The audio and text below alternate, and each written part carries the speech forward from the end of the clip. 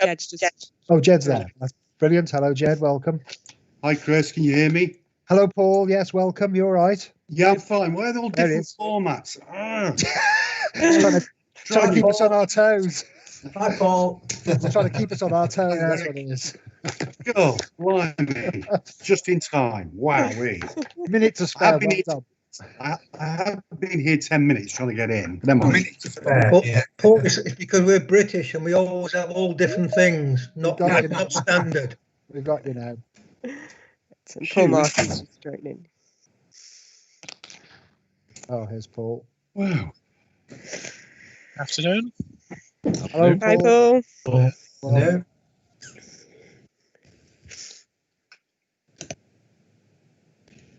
I can hear Paul, but I can't see him, but never mind.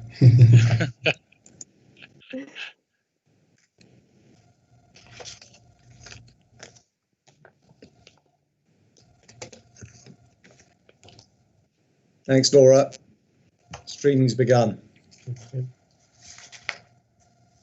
Okay, if streaming's begun, are we ready to, everybody comfortable, ready to go? Okay. Yeah. Right. Good afternoon, everyone, members and officers. Welcome to the first Zoom meeting of strategy and resources. We seem to have been using Teams rather, not Zoom. I'm sort of used to using the other format. Yeah. But obviously, this is the first time the Strategy and Resources Committee has used the technology to meet. So different format for us since our meeting in March. But welcome to everyone.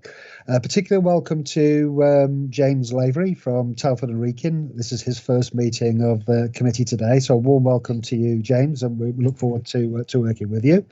And I'd also like at this stage to welcome Paul Martin, who's our legal advisor. I think this is his first meeting of the committee as well. So welcome to you.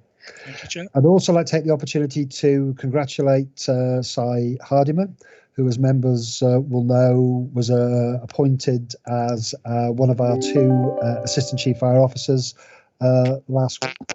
So warm welcome to you in that role. I know you've been supporting us in a temporary capacity, but obviously now this is a permanent role, which is great news, and we look forward to working with you as well.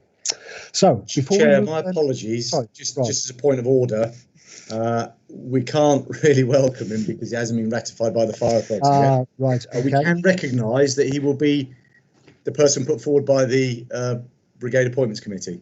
Subject to the meeting on the 25th, whatever it is. Yeah, sorry. Thanks, Rod. Subject to that confirmation. Formality. Well, we'll hopefully be. One never likes to sort of say that or prejudge anything. So apologies for that slight error, but that will be confirmed. Right. So before we go on to the agenda itself, I need to read out the following. So I need to inform you that the non-exempt part of this meeting is being live streamed and recorded. Members of the public can see and hear the meeting as it is happening. So welcome to any members of the public that are listening into our meeting today. Members are reminded to mute their microphones unless asked to speak. This helps prevent any background noise from interfering with the meeting. Members are asked to refrain from speaking across each other. If you wish to ask a question or make a comment, please indicate this either via the chat or the hand functions. Officers will be individually asked to deliver their papers. At the end of each paper, I will refer to the chat function to address any comments or questions, or if obviously you've raised your hands, and it may be easier to use the raise hand function as regards chat, just in case we miss anything. When discussions on a paper are completed, I will ask for a proposer and a seconder. Members are asked to propose and second via the chat.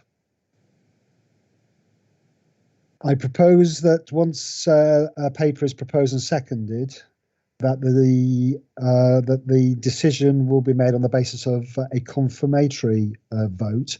So I will ask if anybody objects to the recommendation. Wait a few seconds for an indication. If there is none, I will then presume that the committee is supporting and approving the recommendation. hopefully that's clear in terms of procedure, but I'm sure many will be very familiar now with the way in which the Teams technology is working. So I'm probably telling you something that you already know, but just for the record and just to emphasise that.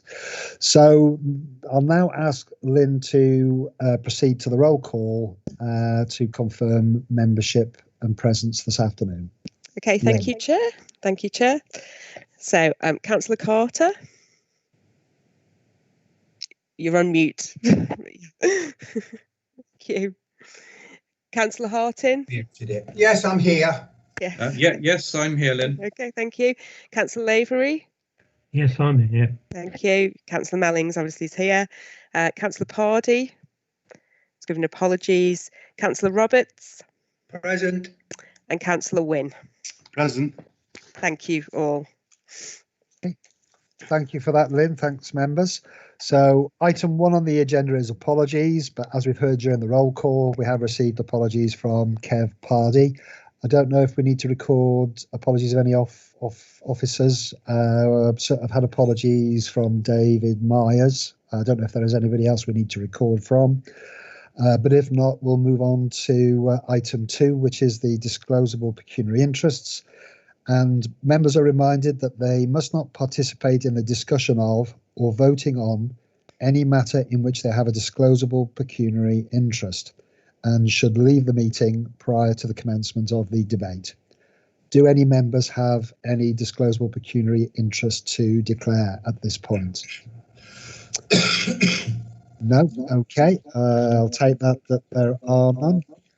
So we'll move on then to item 3, which is public questions. The briefing says that there are none, and I'm presuming that is still the case. That's correct, Chair. Thank you. So we'll then move on to the minutes of our last meeting, which seems a long time ago now, held on the 12th of March.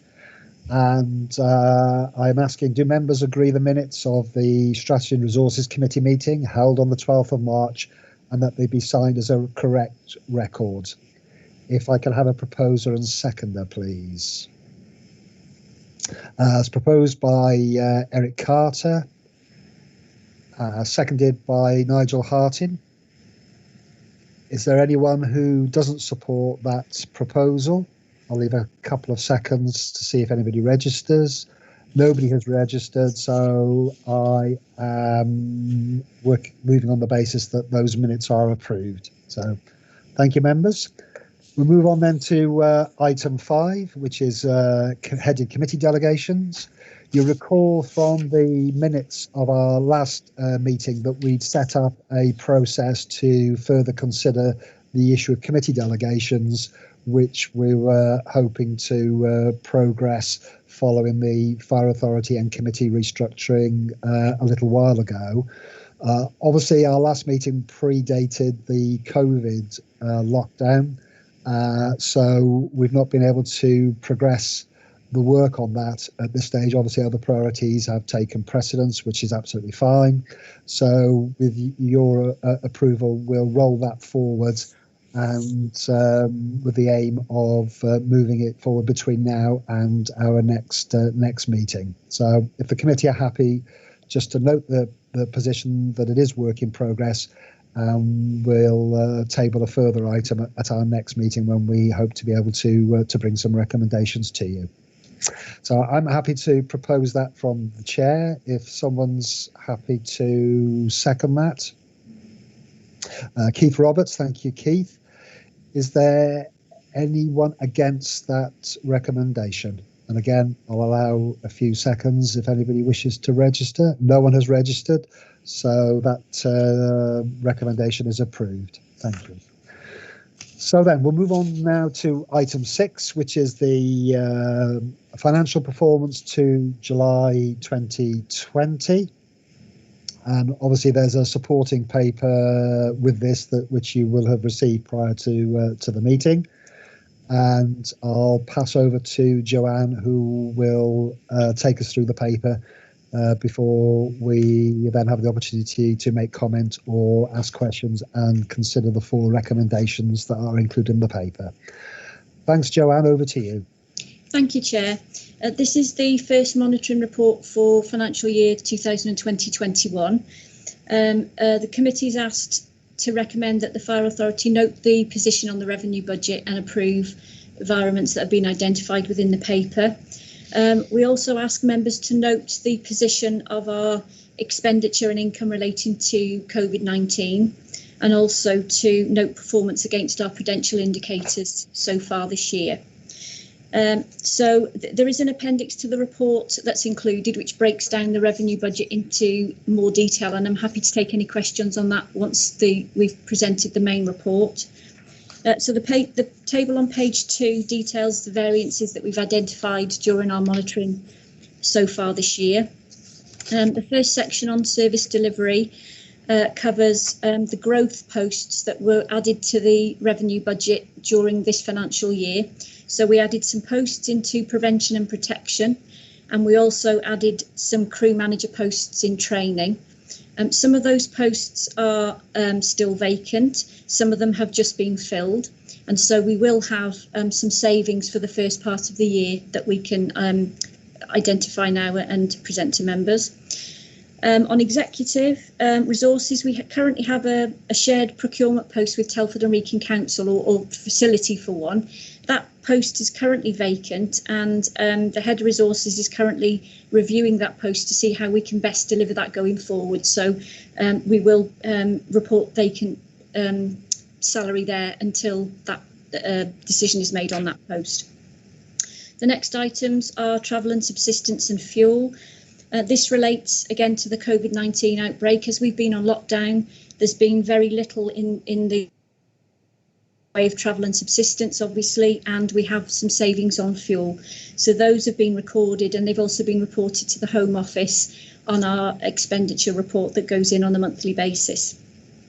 And the final item on the table is our interest on investments. Over the last few years, we have enjoyed substantial returns on our investments, and as a result of that, in February we requested an increase to that income stream. Unfortunately, COVID-19 hit straight after we'd made that decision, and now we're in a position where we're unlikely to meet that increased budget. There is obviously a lot of uncertainty around how the economy will recover following the pandemic, and that will affect our rates of return on our investments. We haven't seen a reduction in our investment because we haven't used reserves to fund any expenditure, but we will see a reduction in our rate of return. Some of our investments that haven't yet matured from last year will still attract the higher rates, but we will see a drop in that. So we will continue to monitor that closely and report to members. So those are the variances that have been identified to date, and members are asked to approve those so that we can move them into our contingency. Over the page, in terms of pay and price contingency, when this report was written and submitted, there hadn't been any decisions made on our pay awards for firefighters and also Green Book staff. We have now had those confirmed. A pay award of 2% has been awarded to firefighters and 2.75 awarded to Green Book staff. That is within the budget that was set for 2021. We had actually, for this financial year, budgeted for a 3% increase, so we have got a little bit of leeway there. So we will be applying those to our salary budgets as we speak. We have approved some environments using the powers delegated to the Chief, the Treasurer and myself, and those are listed there on page 3 for members to note. The main one you can see is the training for whole-time recruits. Over the last few years, when we haven't recruited, that was removed from the budget because obviously we didn't have to keep adding that into our annual budget. But now we are recruiting on a more regular basis. We will need to revisit that as we review the budgets for next year. So we can look at that as we set those budgets off in November. If I move on to the COVID-19 grant and expenditure, the government have made 2 Section 31 grant payments to the authority during the pandemic. In total, we've received £446,000. We continue to make monthly returns to the Home Office, and to the end of July, which was the date that this report covers, we'd spent £171,000, and you can see there the majority is PPE and cleaning, although there have been some additional staffing costs as well. So we have all of that information logged and reported on a monthly basis. There will be some more savings as we go forward for making the buildings COVID safe, so that we can ensure that we've got a safe return for our staff. So we will keep monitoring that position and reporting it back to the Home Office and to members. In terms of cash flow over this period, we did receive grant payments early from government so that we had cash available. So some of our 2021 grant payments were made early, so we've had sufficient cash flow. Our next job now is to look at the effect of the pandemic and our future income streams, and this would cover surpluses or deficits on our collection funds for the council tax and rates, and also any changes in council tax base, which will obviously affect our precept collections. So we are currently looking at the effect on next year and subsequent years, and we'll be reviewing that. Our initial meeting is following this committee, and we will put some options together, and they will feed into our budget setting procedures and our strategic planning as we go over the next few months.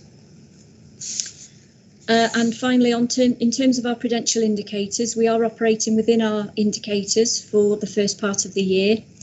Our current investments are shown at the bottom of page 4, and we are still making our return on our investments from Treasury Services. Even though we're expecting that to lower, they are still meeting the current rate that they have set as their target. So we're on track at the moment in terms of investments and prudential indicators.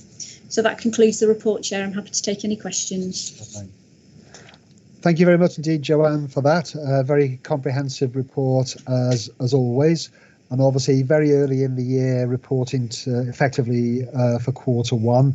But obviously there's also the challenges that we've had in recent months of COVID, and you can see very clearly set out there the spend and the grant that we've had to support that. Before I open it up to members for any questions or comments, can I, from the committee's perspective, just place on record thanks to all our staff for their hard work and commitment in recent months. I know it's not been without its challenges, but I think the service has performed superbly, as we come to expect here in Shropshire. So our thanks to everybody for their work, and glad that everybody has managed to stay safe as well. So over to members for any questions or comments on any of the detail. First up is Paul. Paul Wynn, over to you. Thank you, Chair. Yeah, I just want to ask Joe, with the grant from the government, which is a hell of a lot, that just goes on until we use it, and if we don't use it, we come to the end of COVID, we have to give the excess back, I presume. So we've got the grant, we're using it gradually as we go along. So they've given us quite a lump, haven't they, to see us through? What's the thought behind that? The position on the grants is that you're right, it's a one-off grant. We've had two allocations. One was fairly low, the second one was much bigger. We are using that, and you're quite right, as we use all of that, it will deplete. We haven't yet had any confirmation of what will happen to any balance that we have. Currently, the return that we make to government asks for our projections to the end of this financial year. So I imagine by the time we get there, we may well have spent quite the majority of that. The other thing they are noting on the return is that they are asking for our predictions on any lost income in terms of council tax and collection fund next year.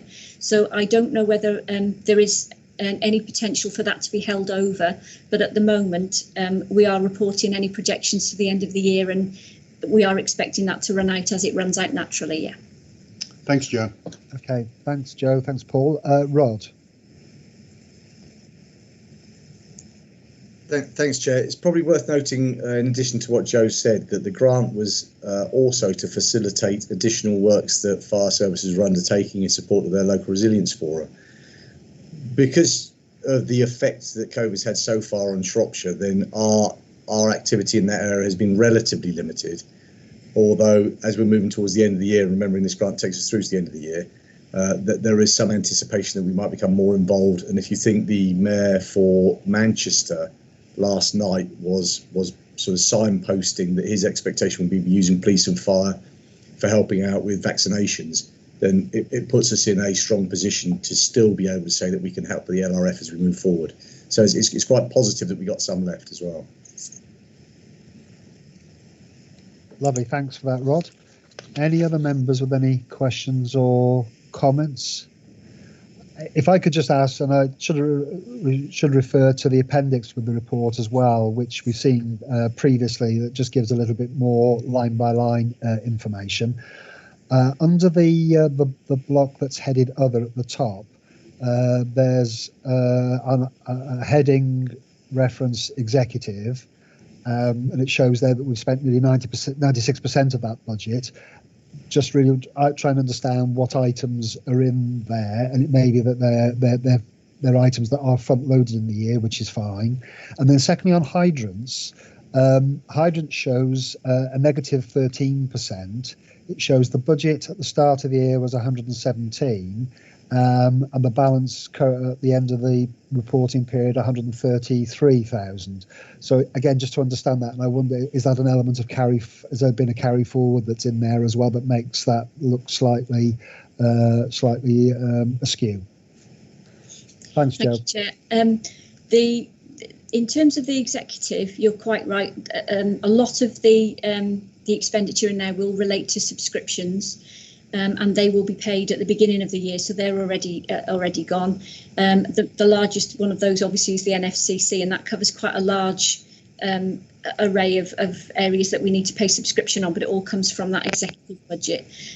We have started to start looking at profiling these, and we may be able to start producing a more profiled position on the budget as we go through the year. In terms of hydrants, again, you're quite right. We have a budget set for hydrants, but at the end of the year, with the nature of that work, it's very likely that there will be work that's agreed but not yet paid out. So we accrue that in, and then we have to reverse that money back in to meet expenditure, and that's why we have a negative position currently. Lovely. Thank you for that. Okay. Any other questions or comments from members?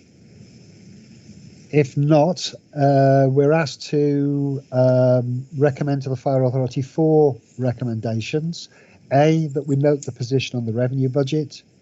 B, that we approve the environments where requested. C, that we note the income and expenditure relating to COVID-19. And then note the performance against prudential indicators in the current year 2021. Can I have a proposer firstly for that? That's proposed by Paul Wynne, seconded by Eric Carter. I'll give a few seconds in case any member wishes to disagree with the recommendations that have been proposed and seconded. As there is no feedback, I can confirm that those recommendations are approved. Thank you very much. Thank you, Joanne, for that and for your work on pulling that together for us. So then we'll move on to item 7, which is the capital update on activity and finance. Jed will be presenting this to us, but we've also got Andrew Kelsey and Sally Edwards present this afternoon. Welcome to them, who will give a little bit more information on the items in their respective service area. But first of all, to present the covering report, I'll pass over to Jed. Over to you, Jed. Thank you, Chair. So this is update on activity regarding the capital programme. It covers the period from December through to the end of June. And recommendations are for the committee to note progress on the schemes. The schemes are covered in the appendix and are broken down under buildings, ICT and vehicles and equipment. And I'm going to hand over firstly to Andrew, who will cover buildings, then Sally will cover ICT, and then back to Andrew to cover the vehicles and equipment. Great. Thank you. Andrew, over to you firstly. Yeah, thank you. So yes, regarding the buildings, the main focus of this is on the retained station works. The focus there has been on improving security, improving welfare facilities, particularly about encouraging firefighters to use showers after incidents, and provision of fitness facilities in order to support the national changes to the fitness standards. So a lot of the security work, the initial security works are complete, and the other priorities are being picked up through schemes at Ellesmere, Market Drayton and Whitchurch. Those schemes have been developed. We've received planning permission for Ellesmere and Market Drayton. We're still waiting for it for Whitchurch. And we were due to be going out to tender for those projects at the moment. We've joined the three sites together so that we have a package of works that we can treat as one at those three northern stations. But unfortunately, we've identified Japanese knotweed growing on the boundary of the Ellesmere site that we wish to deal with before we start the building contract, because that creates some risks that the contractor would have to manage in terms of dealing with excavating in the area of the roots and that sort of thing. So that will result in a delay whilst we understand the extent of that and hopefully get it treated. That was as much as I want to say on the building side, unless anyone has any questions. Okay, thanks, Andrew. At that point, are there any questions for Andrew on those works? And the question I would ask is, do we know the extent of the financial cost of dealing with knotweed? I understand that it's considerably less than it used to be. The chemicals that they can now use are deal with it much more quickly. It's not necessarily a requirement now to excavate all of the roots out or multiple retreatments. Good. That's a relief. Any other questions for Andrew before we move on? Okay, then we'll move on. Jed? Okay, Sally's now going to cover the IT scheme. Lovely, thank you. Sally, welcome. Hello. So the capital scheme for ICT is for a refresh of the server and storage infrastructure that we have on premise. The software, the equipment that we have has served us well, but it has reached end of life. So it's currently being replaced as we speak this very week. The new infrastructure that we're looking at is what's called hyper-converged. So that's taking about half a dozen different types of technologies where you need quite specialist skills and presenting that in a single pane. So it's making it a lot easier for our staff to manage. It's also called software-defined networking. So there's a software layer that sort of sits over it, and there's some artificial intelligence there, and there's some management of the infrastructure itself without requiring human intervention. So although the previous hardware was very good and we had very little outages, we only see that this will be even more improvement along that side. Lovely. Thanks, Sally. Any questions for Sally on that particular item? No, if there are none, I'll pass back to Jed. Okay, thank you, Chair. And Andrew's going to take us through the vehicles and equipment. Lovely. Thanks, Andrew. Right, thank you. We have been out to tender for replacement appliances to cover effectively last year, which was delayed because of the delays on the previous purchases caused by the change of the Scania chassis. This year and next year's appliances. So a total of 10 appliances in total. We have now received tenders. We only had one tender return for that project, which unfortunately is probably a reflection of the fire engine building market, particularly since the financial failure of John Dennis Coach Builders, who were the second largest builder of fire appliances in the country. And there are very few. There are effectively only that now leaves Emergency One, who we've used for a number of years as being the major player within it. And we received a tender from them, and we didn't receive anything from anyone else. The costs of the appliances were higher than we had anticipated.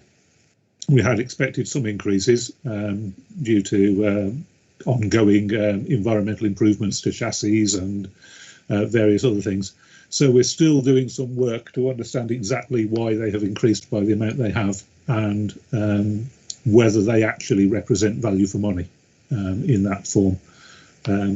obviously that is a particular concern if we're looking at a multi-year award for 10 appliances.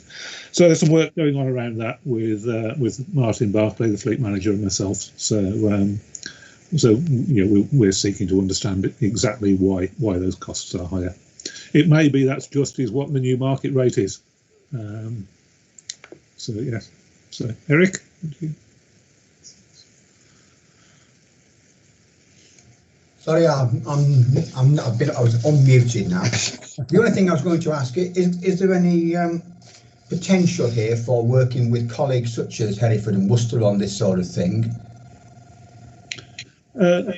Yes. Sorry. Yes, there is.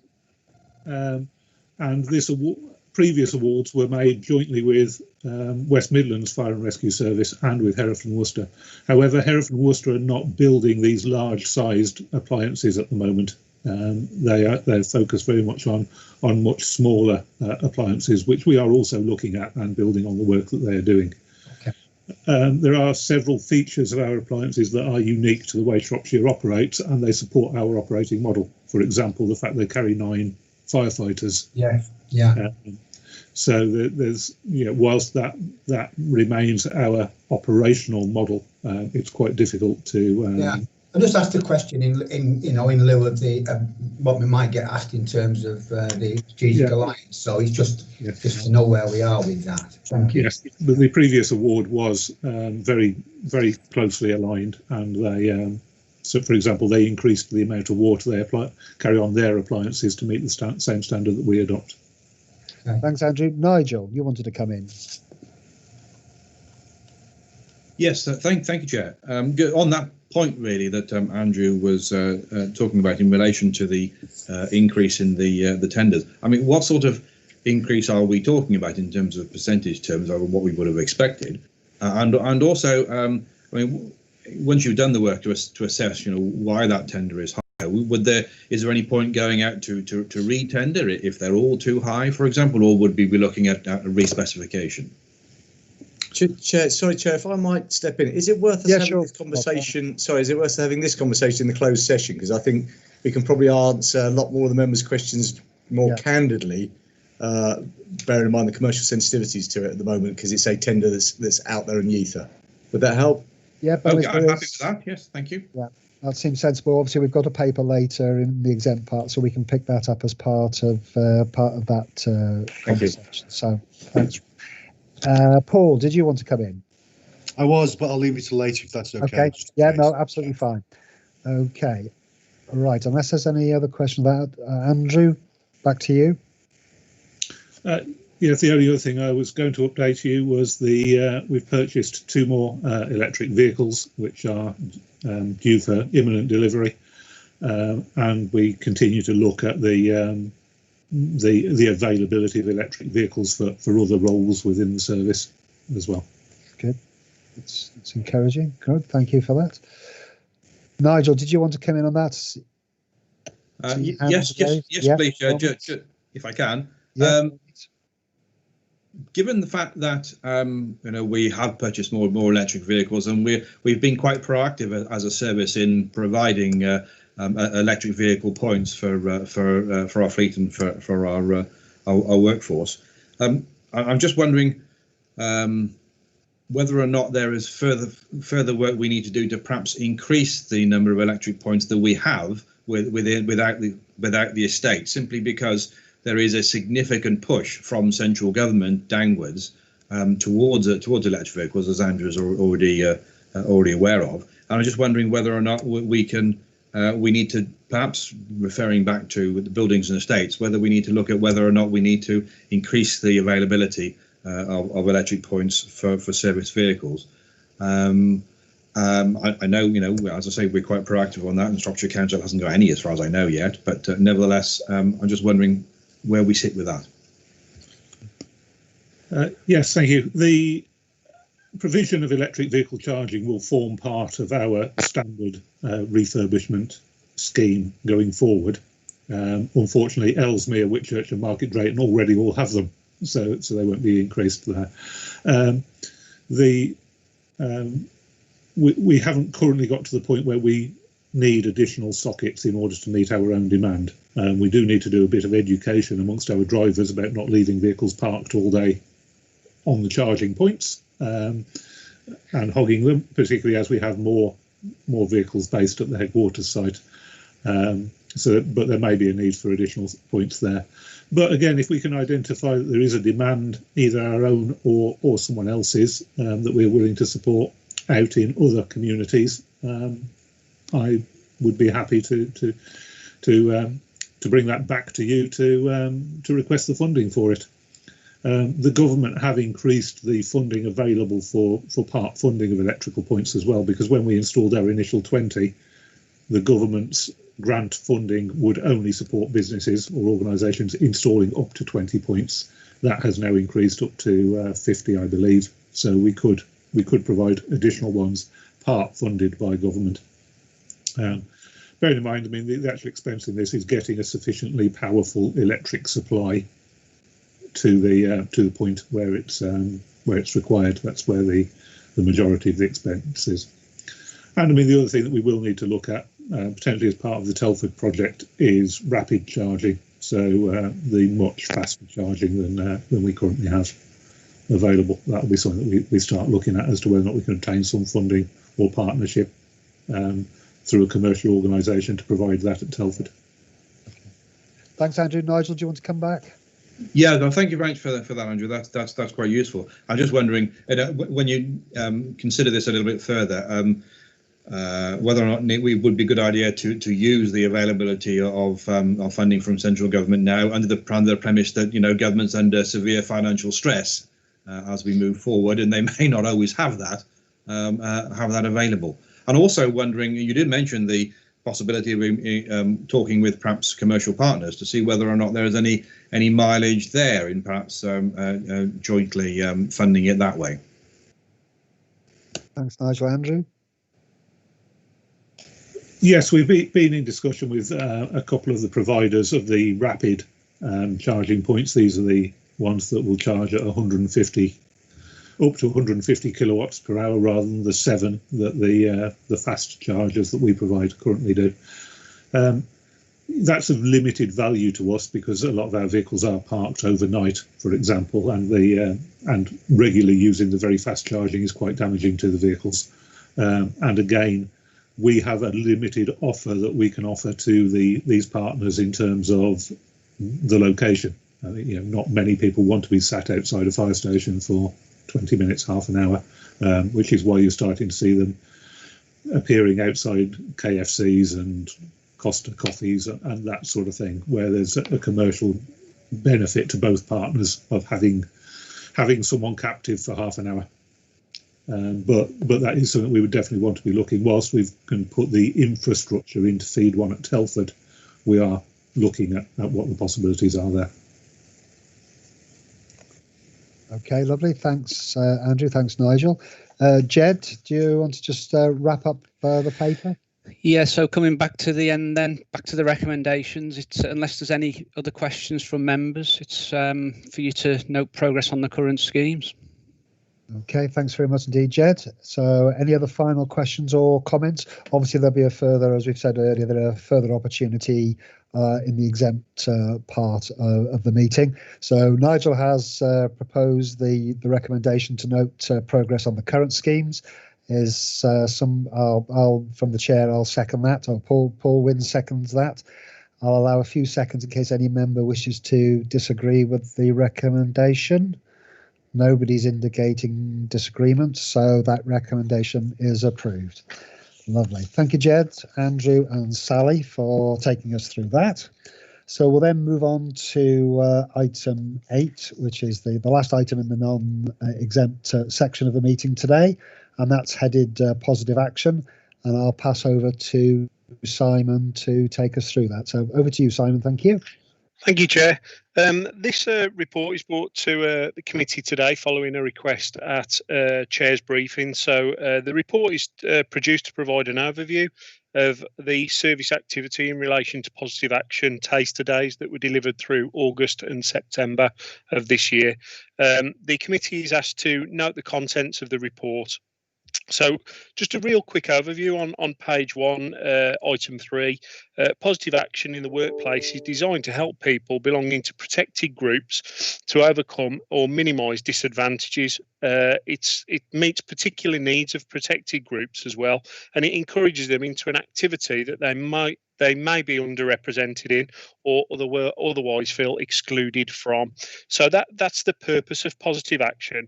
And there's certain sections within the Equalities Act where it makes it lawful for an employer to take positive action to support those who they reasonably believe face disadvantages arising from a protected characteristic. So I just wanted to provide you with that quick overview of the legislation and the purpose for the service taking the action that we have so far. So moving on to page 2. Again, a bit of clarity around positive action and confusion with positive discrimination. So positive action shouldn't be confused with positive discrimination, and discrimination occurs when a candidate or an employee is given preferential treatment because of a protected characteristic or is employed specifically because of the protected characteristic. Whereas with positive action, the job is given to the most qualified individual, the best candidate for the role. So again, just a point of clarity around positive action and positive discrimination. So moving through into item 4 and underrepresented groups. And to enable Shropshire Fire and Rescue Service to represent the communities we serve, we've captured data to identify which groups are currently underrepresented within the service, with a particular focus on this occasion around our whole-time operational establishment. And we identified the following groups. Black, Asian and minority ethnic people make up 5% of our workforce. LGBT plus make up 0.5% of our workforce, and women make up 6% of our workforce. So you can see from those percentages, those are the groups that we're obviously targeting due to that low percentage in makeup of the workforce. And the way we've done this, moving through into section 5, is to incorporate taster days into our positive action activity. The positive action taster days have been used within the service to enable us to put on targeted events to be held for underrepresented groups, encouraging them to see the role of a firefighter being an attractive career opportunity for those individuals moving forward. And the taster day is designed to get an opportunity to learn about the service, understand what fitness requirements would be required to join the service, get an overview of the recruitment process, and also ask questions around what the service do and get that wider understanding to enable them to make an informed decision of whether fire and rescue service is a career progression that they'd like to take up in the future. The taster days, we put on 12 half-day sessions, with the first one taking place on the 28th of July and the last one taking place on the 5th of September. It's also worthy of note that the sessions were limited due to the limited amount of equipment available and the restrictions put in place due to COVID. So when we talk about limitations of equipment, that was more around the decontamination and cleaning processes of equipment as opposed to actual numbers that were available. So moving on to section 6 around communications and how we look to engage with members of our community. So about 2 weeks before the first taster day, we had a scheduled release of adverts, and that took place via social media. Facebook and Twitter were our predominant communication channels that we used. Whilst the uptake from individuals interested in attending the taster days was really positive, it resulted in most sessions being fully subscribed and on occasion reserved lists being created. So I think it's fair to say that we did reach the intended targeted groups that we were looking to. However, the adverts did generate a significant number of negative comments regarding the service approach. The content of the negative comments range from dissatisfaction from members of the public who link positive action to recruitment, and also there was a misunderstanding around positive action and positive discrimination, which is why I wanted to provide that point of clarity earlier. with the comments from those low-level comments right the way through to comments that could be viewed as inciting racial hatred. We did receive comments of this nature, and these were shared with our colleagues in West Mercia Police for further investigation. One complaint was sent to both the service and the individual's local MP, which was then escalated to the Home Office. And again, the reason for mentioning this was that we've had regular contact with the Home Office on the day of that approach and since. And the Home Office have been understanding and supportive of the service's endeavours to raise awareness in underrepresented groups. And we look forward to continuing that communications with Home Office to share our learning and share our journey throughout positive action. So moving through on to section 7. We've carried out a full debrief with all the key stakeholders involved to capture thoughts, feelings, what went well, what didn't go so well, what do we need to change moving forward, because we're always looking to learn from these sort of events so we can improve moving forward. And what became apparent is there's a lack of understanding regarding positive action and people's perceptions of how positive action is used. It's fair to say that most of the negative comments were born out of misunderstanding or lack of knowledge around positive action and positive discrimination, and also why it's required to enable us to represent our communities. So taking you over the page onto page 4, there was some key learning that has come from the debrief process. And I'll just take you quickly through those. So we've looked to create a wider view of recruitment rather than treating different aspects such as positive action and recruitment as single entities. We've looked to create a more holistic way of managing recruitment moving forward in terms of attraction, selection and retention. We've also agreed that we'll create communication strategies and media plans with pre-prepared press statements to ensure that we as a service are well prepared to answer queries and comments from members of the public. I think because the nature of the platforms we use generated comments and avenues for engagement that we probably hadn't had previously. So we've took that learning on board to ensure that we prepare for that moving forward. And as part of that media plan, we'd like to introduce educational material, both internally and externally, but that's to engage with individuals and our communities around positive action, the need for it, and educate the communities prior to any adverts being placed in the future. We'd also like to use technology to support delivery of positive action, and I think the very fact that we're all sat in front of our computer screens today demonstrates that the use of technology moving forward is something that we could reach a far wider audience in terms of engaging with underrepresented groups and those who would have an interest in being recruited into Shropshire Fire and Rescue Service. And we're also undertaking a review and an update of the service's website in relation to recruitment. So the next steps, section 8 on the report on page 4, we've established a recruitment steering group, and this is to ensure all elements of succession planning are considered and coordinated.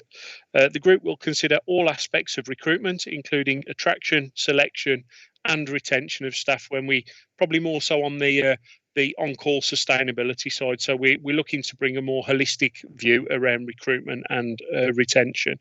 We'll ensure that we use project management methodology to inform and manage future recruitment, and this will enable the service to work towards medium-term succession planning to maintain our service delivery. That's the end of the report, Chair, but more than happy to take any questions. Lovely, thanks, Simon. I think this is an important area of work for us and for the service. So thank you for sharing the detail with us. It's clear there are some very valuable lessons to learn as well from it, and the emphasis we need to put on positive action. And whilst it did attract some negative feedback, I think when you look at the take up on the taste days and things, there's lots of positives in there which are great, and obviously they're picked up as well as part of the key learning points in terms of reflecting on it. So I think this has been a very valuable project, and look forward to seeing this develop. So right, over to other members now. Eric first, followed by Paul. Yeah, thanks, Chair. Just wanted to say I'm pleased to see in this report the way that this was dealt with. As Chair of the authority, I was made aware by the Chief and the Acting Chief of the concerns of certain members of the public. And what particularly I'm very pleased about is the way the Home Office reaction was in response to how we treated this. I did make myself available. I said to officers, if the member of the public wanted to meet either myself or senior officer and come to talk to us one-to-one if they wish to do so, I'm perfectly happy to do so. But I was really happy that the Home Office agreed with our approach, which was very important, because if it had been a negative response from the Home Office, that would have been more difficult, but it was quite the opposite. They agreed that what we were doing was the right way forward. So I'd like to thank everybody concerned that we did things the right way, as we always do. Thank you. Yeah, lovely. Thank you, Eric. Simon, I don't know, or Rod, I don't know if you want to comment on that. Thank you, Chair. For me, I think the dialogue I've had, well, two things for me, and I've been thinking about it. One, it's good to know that we're doing the right thing, and I think the dialogue that we had with our community and with a number of groups showed us, one, that we're doing the right thing, but two, there's a journey to go on, because there are, and we quite rightly said, I think it's based on a lack of understanding. There are a number of people out there that really don't understand the environment we're working on and the level of discrimination, structural discrimination rather than individual discrimination, that still exists in our society. So that's the first thing. Secondly, it was really good that we were able to work together with central government with a joint message. And I've just had and we've had a further response from central government asking if we'd like to share our story. And I think it's interesting to share the story of a small rural fire service trying to do the right thing with regards to equal opportunities, because so often the focus is on the urban, more richly diverse environments rather than ours, and people forget that this is an issue that's important everywhere. So I think the team did exceptionally well in putting these things together, but also in learning how to react to the community when we have a leadership role to move the community on in these regards. So it's been a challenge and it's been a test, but we've done the right thing. We've stuck to our guns confidently. Absolutely. Lovely. Thank you, Rod. Paul? Thank you, Chair. Just coming to Simon, your training sessions, and was it just for full-time fire employees, or was it for the part-timers as well? First question. Yeah, thanks, Councillor. So the positive action that is referred to in the report was for our whole-time recruitment opportunities moving forward. So positive action was targeted towards whole-time opportunities. However, we do run, as an aside to this, we run 3 positive action sessions per year for on-call activity as well, which we've been doing previously. The difference being that the on-call activity has not been met with the same levels of comments through social media that we experienced on this occasion, Councillor. Thank you. I've got a problem on one of my stations, Priest in my ward. They had 12 last year, they're down to 5. If they lose one more, they can't function. So we had a meeting Tuesday night, and I said I'll bring it up today. I'm not sure if it's the right place to bring it up, but I thought, as we're talking about it, it probably is. So I'm not quite sure how we can recruit, or I know 2 years ago at the sports centre at Priest, you had an open day. I went, and I think they had about 2 others. So what can we do to encourage people in to the on-call activity? Yeah. Okay, thanks, Councillor. So I'm more than happy to answer questions around Priest. It is an area that we've been looking at through the service delivery and specifically the area command team. So we have got staff numbers that have reduced, and that's for numerous reasons over the last probably 12, 18 months, including changes to driving regulations where some of our staff were heavy goods drivers, etc. So we've had to comply with law, which has led to a reduction in staff there. But probably more so around attraction rates. We have looked at probably bringing us back into the COVID environment to start with. COVID is presenting us with a new opportunity, and individuals are undertaking new ways of working, such as working from home more. So that is an area that we're looking to explore in terms of people that may have been travelling into the urban areas to undertake their work now may be working agilely from home, which gives us a different recruitment target profile that we can look at within the PREES area. And we're also looking at how we respond to alerts to incidents as well. So we're looking at turning times to stations where we can still achieve our response standard in that area. So if we widen our turning times, for instance, we can reach a whole host of new people in terms of our targeted groups as well, Councillor. Thank you, Simon. Thanks for raising that, Paul. I know the paper's around positive action, but obviously the sustainability of the on-call service is an important issue for us. And obviously there's an ongoing project to look at this across the piece, because obviously there's not just the PREES, there are other areas. And it's a shame what's happened to PREES, because historically PREES had always been one of the most reliable of our stations, but obviously has gone through that period of change where there are a large number of retirements at the same point. And I share the concerns of Paul, because although PREES, the station it sits in Paul's division, it provides cover in part of my patch as well. So it's encouraging to hear the steps that we are taking, and I know as part of the wider on-call sustainability project as well. I know we've digressed a bit, but I still think that's important. Sorry, Rod, you wanted to come in as well. Yeah, thanks, Chair. To give you some assurance, we're on top of. I haven't said we haven't got a solution to the PREES situation, but we've been looking at this for some time now and coming up with a number of options. Of course, that's an area of the county where, for overall, we have a good level of fire cover, for want of a better word, and that was identified through the RMP before the last one. That there's not a surplus, but there's a strength in our fire cover in that area. That being said, I think PREES still plays a really important role in the network of fire cover in the area.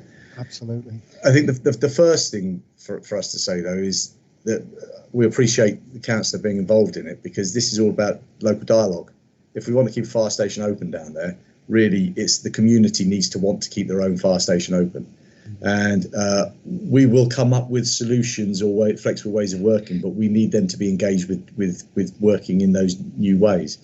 So we'll be increasingly trying to have a dialogue with them, and it's their fire station that we want to keep open, both for and with them.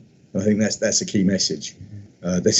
We rely heavily on the community with these community fire stations, so the community will need to raise its game. But perhaps if they don't know they need to raise their game, then they're not stepping to the fore. So there'll be a lot of awareness raising, a lot of talking. But it's a challenging little corner, because it's a relatively isolated community when there are some bigger communities not too far away. But it's that strategic location for PREES which is important to us. Yeah, absolutely. Thanks, Rod, for commenting on that. That's really helpful. So, any other questions or comments on the paper? James, you want to come in? Just on the recruitment side of things, it may be a good time to recruit people at the moment or in the near future, because we're going to have a lot of unemployment flying from all directions and different businesses, which may attract people into the fire service that wouldn't have considered it before. So it's a positive time in a negative time, if you understand what I mean. No, absolutely. Thank you. Rod, do you want to comment on? No, not really, Chair, other than to say yes. I think we're aware it's in our strategy. Without being too doom and gloom, I think there will be more people with more time on their hands, and we'll seek to exploit that where we can for our community protection. Yeah. I think it's probably fair to say it will undoubtedly be a challenge, but it may also be an opportunity, and it's about taking those sort of opportunities and influencing our thinking and developing the strategy. So hopefully some positives will come out of it. The only problem I've found in the past with that is if you exploit a downward market, then when the market becomes more buoyant, you lose all your employees. You go the other way. Yeah, it is a challenging balance. Yeah, absolutely. Lovely. Okay. Thank you for that. Thank you, James. So if there are no other questions or comments, we're asked to note the report. And again, I'd just like to thank officers for bringing this forward. It was important, we felt, to share this with members, given the importance of the issue, but also with some of the feedback that we've had as well.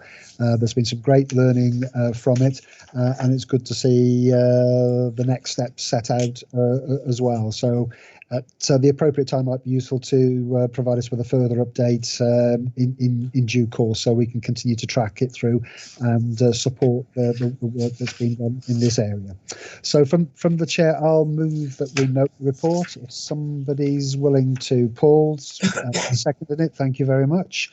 So I'll just leave a few seconds if anybody wishes to disagree with the recommendation to note. Nobody's come back to me, so that recommendation is approved. Thank you very much. Right, so move on to item 9, which is the exclusion of press and public, so that we can move into the exempt part of the meeting. So I'm asking, do members agree that under section 100A4 of the Local Government Act 1972, having been satisfied in all the circumstances of the case that the public interest in maintaining the exemption outweighs the public interest in disclosing this information, that it is formally resolved that the press and public be excluded from the meeting for the following item of business, on the grounds that it involves the likely disclosure of exempt information as defined in paragraph 3 of part 1 of Schedule 12A to the Local Government Act. Sorry, that's a bit of a mouthful, that. So from the chair, I'll move that. If somebody's prepared to second, Paul's prepared to second that. So again, I'll leave a couple of seconds to see whether anybody wishes to disagree with that. No one has come back, so that recommendation is approved. If there are any members of the public or press listening today, thank you for your attendance. Sorry that at this point we have to exclude you, but obviously we're about to consider some confidential exempt information, so under the law we have to take that course of action. But thank you very much indeed, and we hope to see you back at future meetings where we're using the team technology. So if I could ask for the live streaming to end before we proceed with the remainder of the meeting.